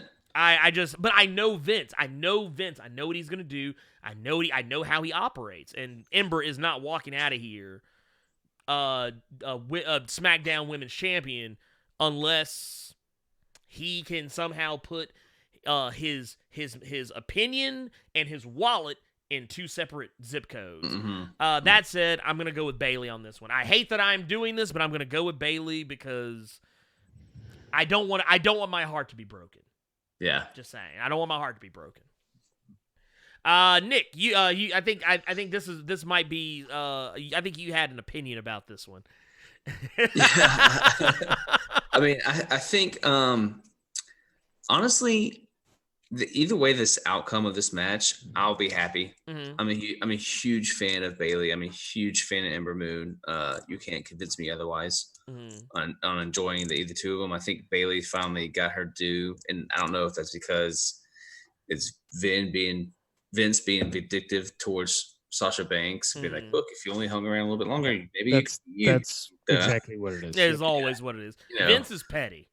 But, whatever. It gave Bayley a championship, so daddy's happy. But, yeah, I mean, Ernie, you nailed it. This is going to be the better of the 3 women's matches just because it's actual good talent against good talent, and it's going to be a lot of fun. One thing that I like about Bayley this time around is she isn't, as like you put it, what'd you say, white meat baby face? The white meat baby face. Yeah, she's had a little bit more of a, like kind of an edge. She's got a little bit of an edge on her now. Just enough more to like enjoy her. Mm-hmm. I think when we recorded this last week, we talked about her hitting her suplex on Ember for no apparent reason, just kind of getting her back. Yeah. Hitting her with the receipt for the eclipse she took the week before. And that's the Bayley I like. They're like I'm so good, but don't mess with me too much because I can come get you. Don't take kindness for weakness. Yeah, but I'm actually going to pick Bayley on this one too. Okay. But again, whoever wins, I'll be happy. Kevin, are you hearing noises? No, I got a mosquito chasing me. Kevin's having a poltergeist moment in there. Oh, God, don't make me laugh. Oh, my God, excuse me. Sean, what do you got? I have Bayley. Even before knowing all the stuff you just said about Vince, I didn't know all that stuff, but I think it's Bayley. What I will say, knowing my history of WWE and how things tend to go when you have a face versus face, I think this kind of goes the way of AJ and Shinsuke last year's WrestleMania. I think Bayley wins. I think Ember turns. Yeah. And I think we extend this feud another month or two. Maybe Bayley ends up with Ember ends up with the title later on in the program, but I think Bayley retains and we see an Ember heel turn. I would like to see an Ember. I'm down for that. Turn. I would love to see that because I think that Ember has a look, a vibe that kind of screams heel, but she's a face, and they don't really know what to do with her as a face. So maybe the best thing for her to do is to become. I would even want her to become a full on heel. I would rather she kind of be like maybe a face with heel tendencies. Yeah. Or like maybe I guess for lack of a better way to put it, maybe I don't want her to go like full on Shinsuke.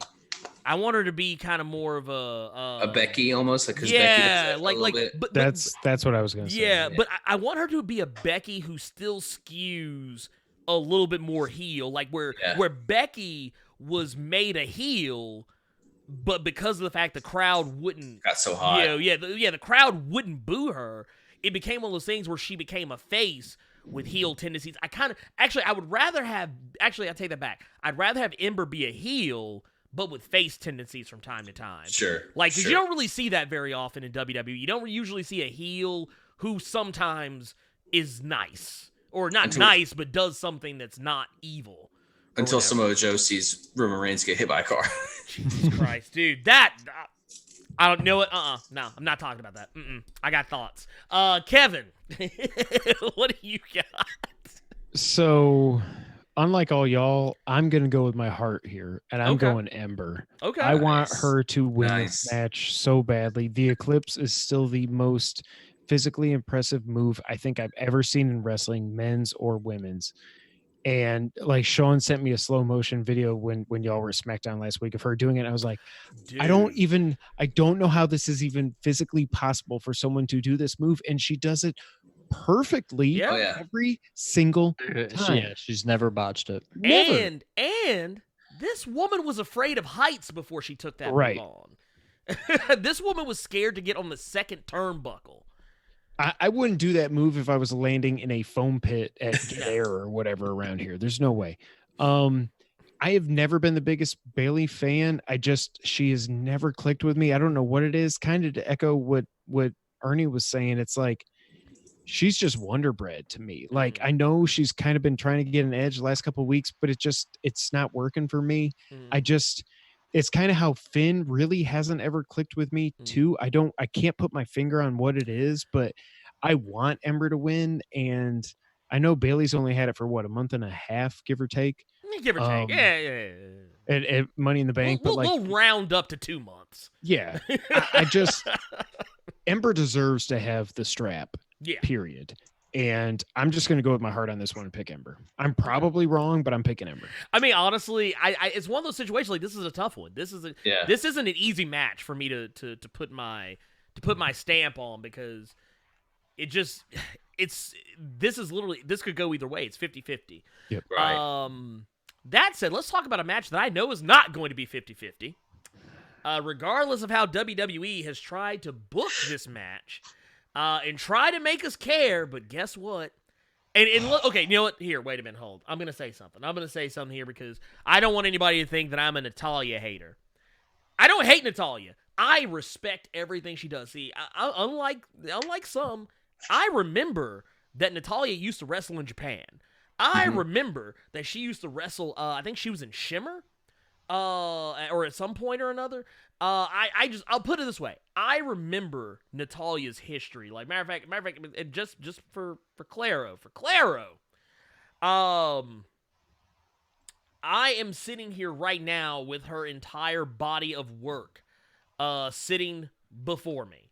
So her time in Stampede, her time in Shimmer, her time in Supergirls, the Great Canadian Wrestling, all this stuff. Look. I know she's good. I know she's a legitimate hitter. I know that, and she has suffered, just like a lot of other wrestlers, to bad booking. But here's the thing, and this is why I feel the way I do about Dolph Ziggler. I love Dolph Ziggler, though, by the way. But I am more prone to want to cheer for Dolph Ziggler because it's Ziggy. I can't not cheer for him. But the thing is, WWE has booked Natalya so awfully, consistently, throughout her career, that it's difficult to get behind her regardless of what I know about her. So the fact that, yes, I know that she is, I think she was the first woman to come out of the Hart family dungeon, I think. I mean, she's a beast. She is a legitimate hitter. But the thing is, she's going up against the man. She's going up against Becky Lynch for the Raw Women's Championship in a submission match. And though the sharpshooter, I love it. I love the sharpshooter. I don't like Natalya's sharpshooter. Yeah. I like Becky's disarmer that much better, even though I know that move doesn't really hurt. So that said, it's going to be Becky. Unless Natalya, and I know they did a little switch up on Natalya where she's kind of been taking on more of like a meaner, kind of mean streak edge, and that's cool. If you can be consistent with that, then maybe I'll start buying into Natalya, because I do like Natalya when she's not being all, oh, I'm best friends with Ronda Rousey.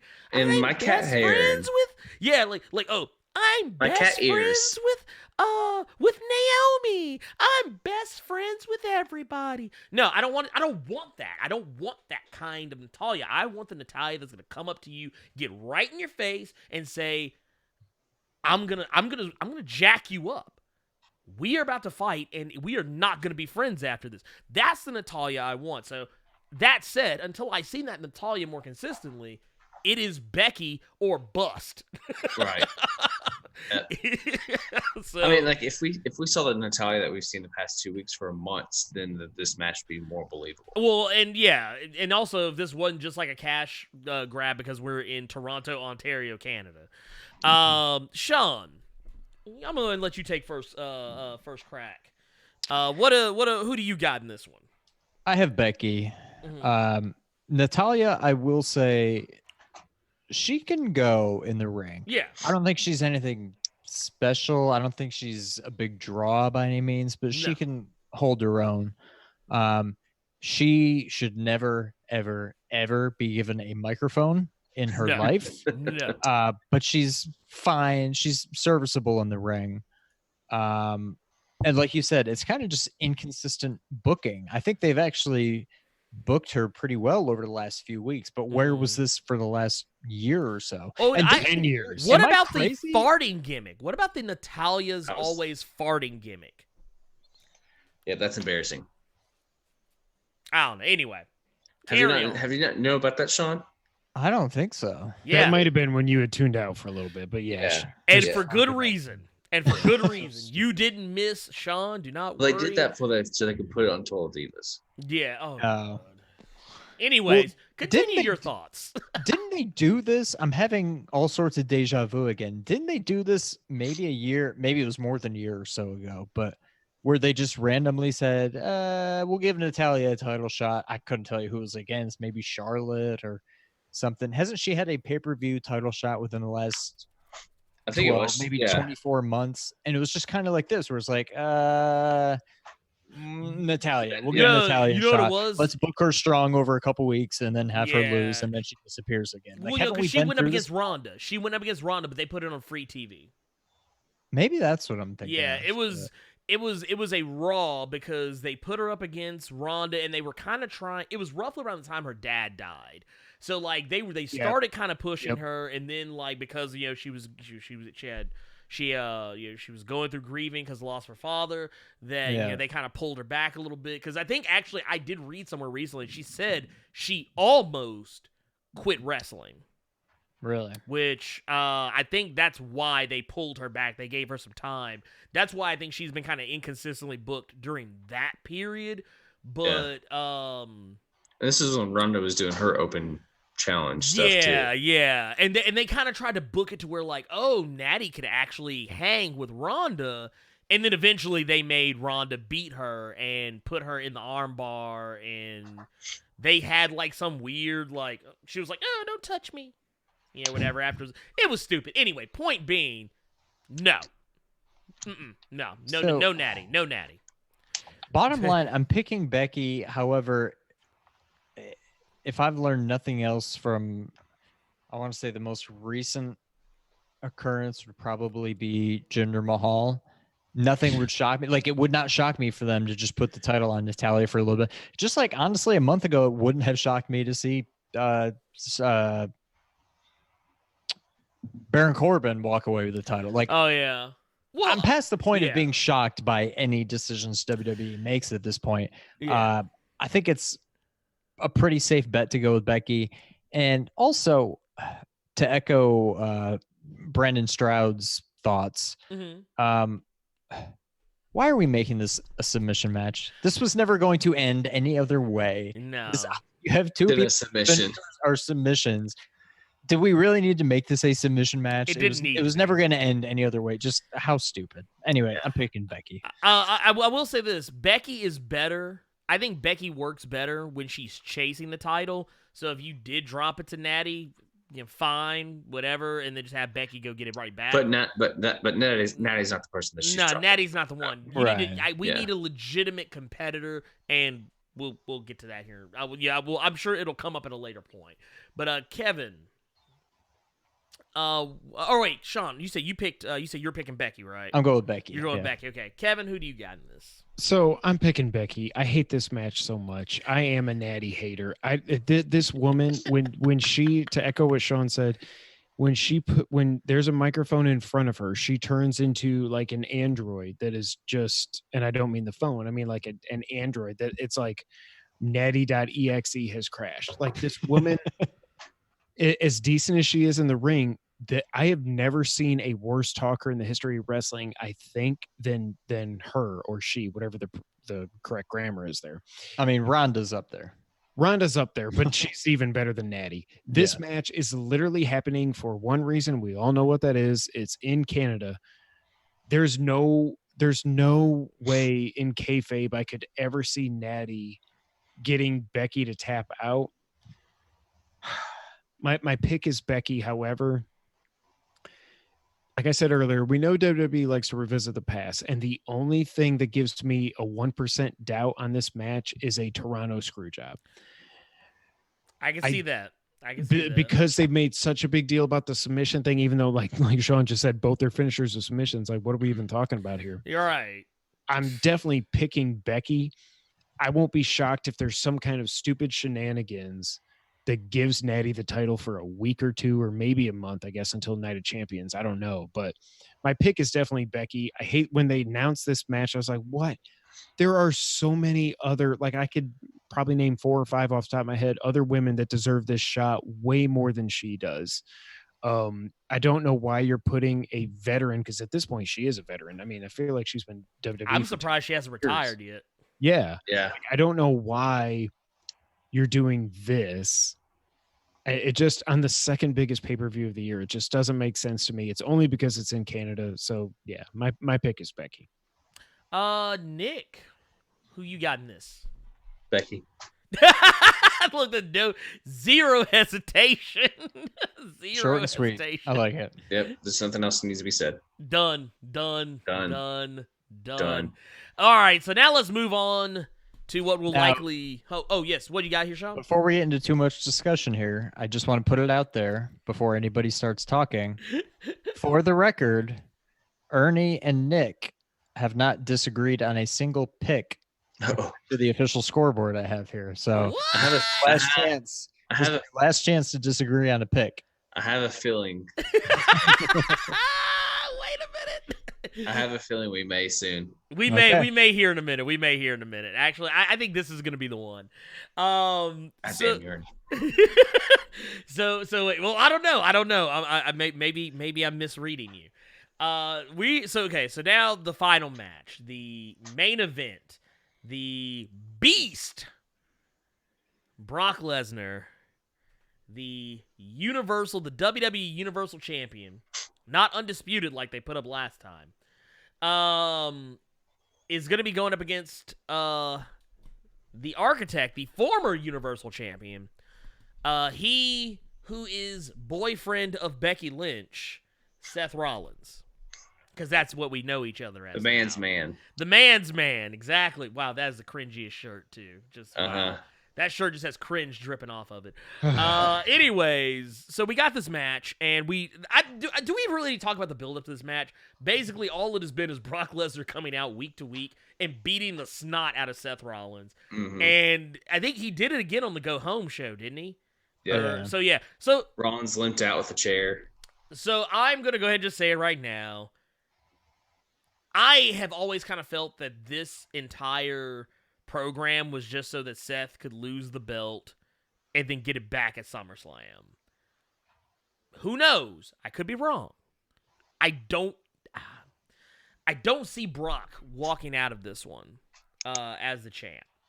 I think Seth might, just because he's been one-upping Seth consistently the past 2-3 weeks. I just don't see it any other way. So, I mean, if Seth had one-upped him on the Go Home show, I could probably see Brock walking away with this one. But just the rule of law is that if you get one over the week of the show, you are not going over. Usually. And I'm going to use that logic for this one. So I'm going to say Seth Rollins is going to become Universal Champion again. But I don't think the program is anywhere near over. I think they're going to keep it going. Mm-hmm. That said, I'm very curious to know what Nick thinks. So, so this kind of goes back to the heart versus the brain type deal. Okay. My brain is saying Brock Lesnar for some dumbass reason. But my heart is never pick Brock Lesnar, period, because the hatred is so there. It's like the one and only person in WWE that I can just never and ever will never get behind. No. So Sean, mark it down, because Ernie and I will not be disagreeing on any picks whatsoever. Wow. I just can't do it. I just cannot pick Brock Lesnar. There's not a part of me that will ever let it. And honestly, this is a one time that it makes sense for Brock Lesnar to win because he just won the belt. Yeah, I mean, it's only been it will have only been barely a month. Yeah, and your point is perfect about it was just him losing it, so Seth can win it back at SummerSlam. But at the same time, it just feels like Seth is just not going to be able to go over on this one. Also, any chance that this goes on first again, like at WrestleMania? This is the main event. Yeah, I think this has been decisively made. But honestly, now if you told me this match was going on first, I would be even more inclined to think that I'd be 100,000% certain Seth's going over. Mm-hmm. But yeah, no, I think this is right. Yeah, this is. I honestly thought you were going to pick Brock Lesnar. Oh God, Ernie. No, dude! Yeah. I hate Brock Lesnar. He of a 5-3 MMA career, compared to Bobby Lashley, who was 15-2. So yeah, get Brock. Brock's a bum anyway. Yeah, he's a bum. I'll never be able to pick him. No, I picked him before. Like I picked him in a Brock Lesnar and the Brock Lesnar Goldberg match or something like that. No, I think I even picked Goldberg then too. Brock is the equivalent of a 9-7 football team who made the playoffs. Yeah. That is what he is to me. But that said, that 9-7 playoff team can win. They can win. They can win. Giants won it. That is true. That is true. But no, there's just I right now with whoever Brock faces, I just can't. I won't. I'll take my losses. I'll take my L's and go home and be. I'm not mad at you. Fine with it. Look, man. So Seth Rollins. I'm not mad at you, man. Look, we are in agreement. We're in full agreement here. Kevin, what do you think? So let Mosquito get the hell out of that room. Yeah, I just saw him again. He hasn't bit me yet. Mosquitoes love me, so I can't believe he hasn't landed on me yet. But anyways, I alluded to this earlier. Kevin got. Nick's gonna hate this. A lot of this. I have absolutely, with almost every fiber of my being, hated the Seth Rollins character ever since WrestleMania. The kayfabe character, and then all his crap on Twitter with bad-mouthing Dean and with just being the company man. And who's Dean? He wants to be the next. He wants to be the next John Moxley. Yeah, he wants to be the next Triple H is what it feels like. Like, I'm going to tote the company line, and we've got the best this and this, and Dean's a crybaby and all this other stuff. Then you do all the angle with he and Becky, which never works out well. And I said this before when we did our prediction show. I said, this never works out well. I agree. Didn't work out well. It was just a weird angle. It made both of them go down a notch in my eyes. And then, like, crapping on Will Ospreay, and he came out and apologized after the fact. Whatever. Apologies are so stupid. After you do something stupid and you apologize, it doesn't really matter to me. No. That's just me. I have hated his character. I have absolutely hated him to the point that, like, his interviews and everything, like, he has just driven me nuts. And I actually liked what Brock did to him last week. I'm not going to lie.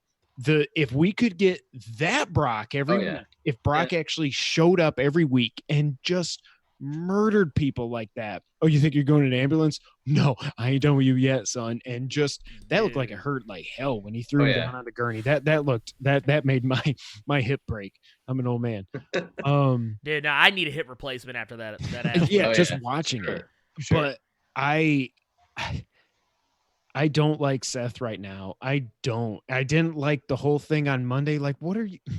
It's not him. Again, a lot of this, it's so hard to criticize this stuff because we know it's the writing and we know it's the booking, but like, dude can't walk, but you're going to have him walk out to the ring or stumble out to the ring with a chair and go into fight Brock. What do you think is going to happen? It was so stupid. And then after, I got my ass kicked, but you know what? Guarantee I'm going to win. Shut up. I don't want Brock to win. I don't. So don't get it twisted.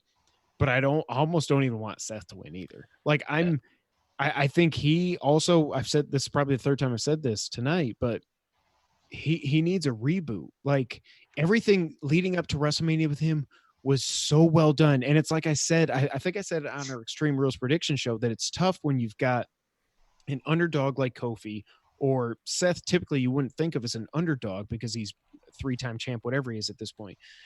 But when you're going up against Brock, you are an underdog no matter what. And it's tough when you get over that hump and you win the title to keep that momentum going.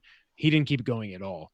Maybe it's the Baron Corbin thing. I don't know, but oh yeah, that didn't help. It didn't help at all. And I don't like Seth right now. My pick is Brock. I think for a few reasons. I think Vince knows no matter how much most of us hate Brock still is money to the casual fans. Casual fans don't care about Seth Rollins. They don't. Brock Lesnar is a name they know. They'll tune in to see him fight. It's a spectacle, all that other fun stuff. I actually won't be surprised if Brock holds this all the way to WrestleMania, and that's when Roman gets his comeback. And when he finally wins the title. But they can't do Brock and Roman again at WrestleMania. You can with this Roman. I think with this. Yeah, but this Roman loses to Shane McMahon. Yeah. Well, but I mean, he's the best in the world. Roman's not. God. Oh. But no, I just. But this Roman can't even get a match at SummerSlam. That's true. Case in point. Well, also he can't. Well, but not to throw you off what you were saying, Kev. But I know what you're saying. But at the same time, like, even I just don't know if you can convince fans with this Roman, this like good story Roman, that do a 5th WrestleMania match. Well, no, this Roman, he still gets booed.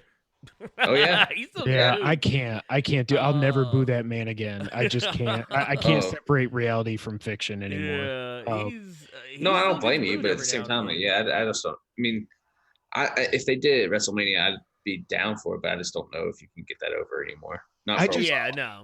I don't know how Seth, even thinking in kayfabe, like it took 3 curb stomps, I think, at WrestleMania, right, to pin Brock. Yeah, I mean, that's what he did. We don't know that it took that many. It's not like he tried to pin him. He didn't kick out, but yeah, he stomped him 3 times.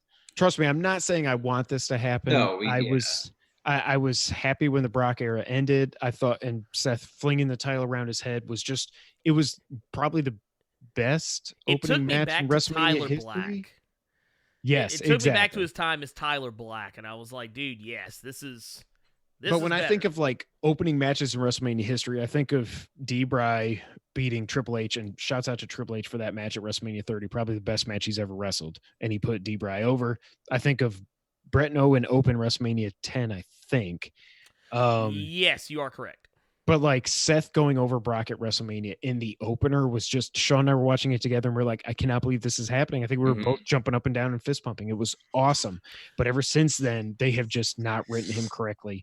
And I've been talking for a long time, but especially, so Brock Prince money, AEW is coming up. WWE even has their own competition now with the networks and stuff. I just see Brock at least holding the title through the AEW launch and the USA split with SmackDown going to Fox. So my pick is Brock. I'm not saying I want it to happen, but my pick is Brock. Yeah, it makes sense. Sean, who you got in all this? In this Seth Brock debacle? So literally everything Kevin just said. I'm picking Brock. Mm-hmm. What I will say, I mean, between Orton and Ember, I'm going to kind of stick to the formula, but not really. What I will say, if this was anybody but Brock, everything else the same, but this is not Brock Lesnar, I would foresee a kind of a WrestleMania 13 double turn like Brett and Stone Cold, where Rollins just, but you can't do that with Brock. You can't turn Brock into a face, so it doesn't work here. But literally anybody but Brock, I could see them doing a double turn Seth heel, because he needs a change. Like, he needs something. I like heel Seth Rollins better than babyface Seth Rollins. It's kind of like how I like heel Chris Jericho. Yeah, and heel Shawn Michaels. Heel Randy Orton. Yeah, heel CM Punk. I don't know. Quick answer, I'm going with Brock. I think they need to do something with Seth. I don't think Brock is not the answer. I don't see how you can work a double turn here. maybe Seth somehow goes more. I don't know. I don't know what they do with Seth, but maybe Seth loses and he loses his mind and just beats the crap out. Maybe of pull like a Io Shirai. Yeah, like, I mean, and kind of completely flip. Well, maybe he still doesn't go heel, but he just loses it. I will say though, I've seen and heard quite a few people cheering for Brock during these beatdowns the last couple of weeks. I was going to bring that up. That speaks more. I think about Seth than Brock. I think that exactly. I think Seth has become the new character. Yep. Yes, Seth has become the new Roman Reigns. All of a sudden, the people have just turned on him. They've said, "I've had enough," and that's that. No, I think that's more on them cheering, not so much Brock or booing Seth. I think this is more cheering that creative because they're finally Brock Lesnar is showing up. I don't think it has anything to do with like cheering. This is of course just my opinion, but and of course take it with a grain of salt because I hate Brock Lesnar. But I think it's just more of like, oh, good, Brock's finally showing up and being that monster he was when he defeated John Cena so many years ago, or a couple of years back at SummerSlam. I think that's 5 years ago. Yeah. Somehow that was 5 years ago. Yeah, it's crazy. But I think that's what people are cheering, not so much like because they're happy Seth is getting beaten up or that Brock is doing the beating up, just the fact that like Brock is here finally. I don't know. Right. That could be totally wrong. And one quick point too. Yeah. I think WWE is missing a moment by making Brock the Money in the Bank winner, now, because in the perfect world, this was just another rematch from WrestleMania and someone else had a Money in the Bank opportunity and they cash in on whether it be Brock or Seth. Like this would have been the perfect opportunity to rise a new star up, whether it be Drew or Ali or whoever you want to put in there. This is the opportunity to like actually have a real Money in the Bank winner. Right. But no, of course I agree. I agree wholeheartedly. I'm just gonna go and say right now, I wish they could. If it was what Sean said, if it was anybody else, I would say there probably should be a double turn, but that's not the case. I don't want Brock to win. I honestly really don't want Seth to win either, but Seth to me is the lesser of two evils. Yeah. But mostly just because I feel like Seth, when he was Intercontinental Champion, he just seemed to have that fire. That's the best Seth we had. Yeah, like it's that's the best babyface Seth I've seen. And then when he starts chasing the championship, it's like, okay, all right, he's got the fire. He's still got that same fire. Then he gets the belt, and it's almost like immediately he falls into Roman territory where like he's just saying dumb stuff. His promos make no sense. They don't even sound like him anymore. It's just like it just. I mean, that's also bad writing. Booking. No, I'm not even saying it's him. It's just bad. Oh, there's a saying in the industry where they say, hey, you tripped over bad booking. That is what Seth Rollins has done. He has tripped over bad booking and bad writing. And Becky Lynch to an extent. Oh no, Becky! God, she's been the exact everything I said about Seth. Yeah. Although I probably like Becky more than Seth right now, I would say for sure. Oh yeah. Yeah, ever since she won the title, it's like what she's are been overbooked. Doing? She's been overbooked. Like, let her breathe. Let her character breathe a little bit. Like, NXT is so good about that, too, right? Like, NXT is so good about not overbooking their champion. Like, when a new NXT champion is crowned, you don't see them for a week or two. Yeah, no, it's, Adam Cole, when he won the NXT strap from Johnny Gargano, we didn't see it for like 2 weeks. Yeah. Matter of fact, same for Johnny Gargano. When he won the belt, I think we saw him maybe the following... No, actually, didn't even see him the following week. It was the week after. So and that's the thing. You got to make your champions feel special. Like there's a difference between your champion now showing up on television. Let's see, was it 52 weeks in a year? We only see him like 4 weeks out of the maybe 4 nights out of the 4 weeks of Raw out of the year. That's different than seeing your champion like every few weeks. That's fine. Like the only other thing I want to say, just to kind of bookend what I was saying. No, go ahead. Don't get it twisted. What I'm saying about Seth, it's more the character of Seth and the writing and the promo. Yeah. No, that's what I figured. But when he gets in the ring, he's still one of the top 5 wrestlers. Easily. Oh yeah, no, Seth is period. money. So don't think I'm like a Seth hater. No. I hate everything they've done with his character since yeah, and that's not on you, Kev. I mean, that's just on what's going on right now. Yeah, I mean, no, we're talking about the booking. We're talking about the booking purely, not the person. And I even say the same extent. Same goes for Roman Reigns. I don't hate Roman Reigns. I don't hate the man who is Roman Reigns. I just never liked the way he was booked. I mean, same thing. John Cena. John Cena. Thank you. John Cena. Yeah. Same thing. Yeah. Just no great person. He does so many good things. It's just like, come on, man. Like you beat Triple H and HBK on back-to-back WrestleManias, and you make them both tap out. I was not a fan of that. No. Well, there's a whole that goes in a whole other can of worms. Not that I'm going back 13 and 12 years. No. I mean, hey, past is often prologue. But no, that said, that's everything. That's every match on the card that we are aware of. There is no. I've been kind of flipping back and forward. Yeah, I've been trying to see if anything else popped up, but I haven't seen anything. Yeah, I've been doing the same thing, trying to see if there's any last minute anything. Nothing that leaps out. We won't know till Sunday. Sunday will be it's literally just gonna happen on Sunday. They'll be like, oh, by the way, we're gonna have an Intercontinental Championship match between Ali and Shinsuke Nakamura. It is going to happen right. And that match starts right now. Yeah. No, we're not doing that. Anyway, I mean, as always, like the thing I look forward to the most outside of the matches and everything is like our text thread that between the 4 of us, whatever. Because Sunday is going to. I promise y'all right now, Sunday. Probably even on Twitter, we're gonna get wild on Twitter. I can tell you that right now. Oh yeah. No, it's gonna be my birthday. It's gonna be SummerSlam. Yeah, birthday boy. I'm gonna be hella drunk. So good luck, Twitter. If in the Blerd Without Fear Discord, I think we are going to be doing a little watch along. I'll be in the voice chat pretty much most of the night. I'll be on Twitter as well. If you go to the Blerd Without Fear Discord, which is not hard to find, just go to my Twitter at Blerd-Fear. You can join. I don't care.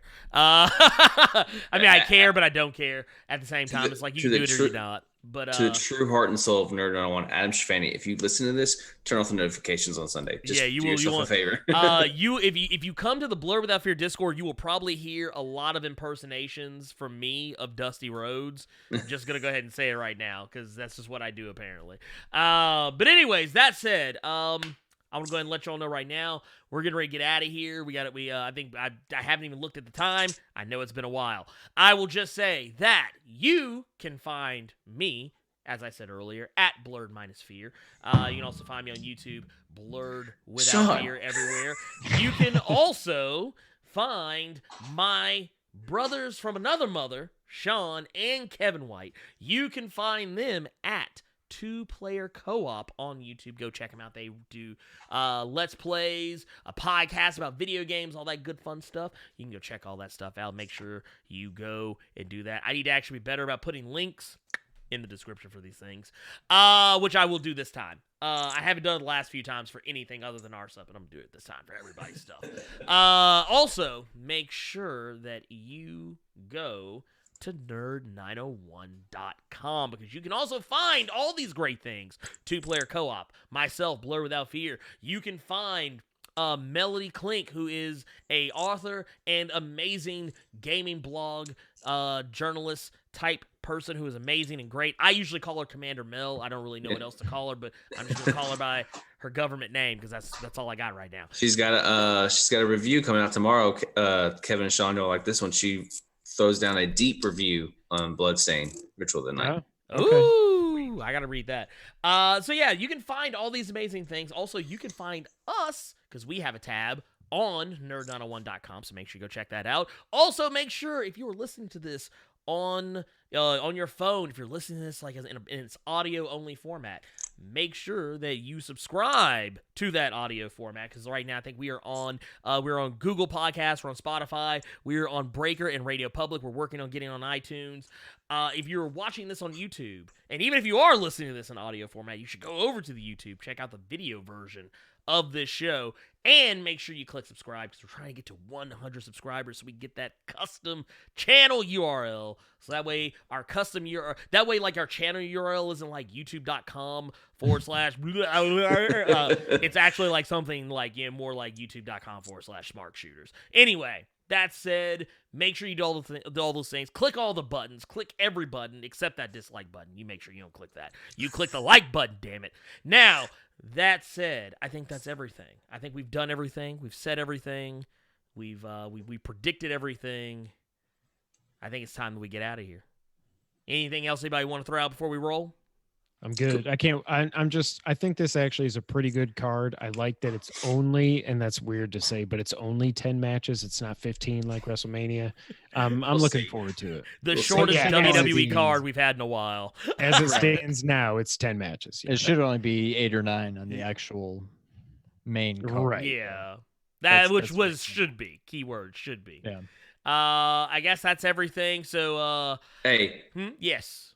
Go eat New Wing Order. Oh, yes. Make sure you go get you some New Wing Order. Make sure you go to newwingorder.com and keep up with that food truck. Yeah. There's award-winning wings, and they're delicious. Now, that said, for Nick, for Kevin, for Sean, I'm Ernie.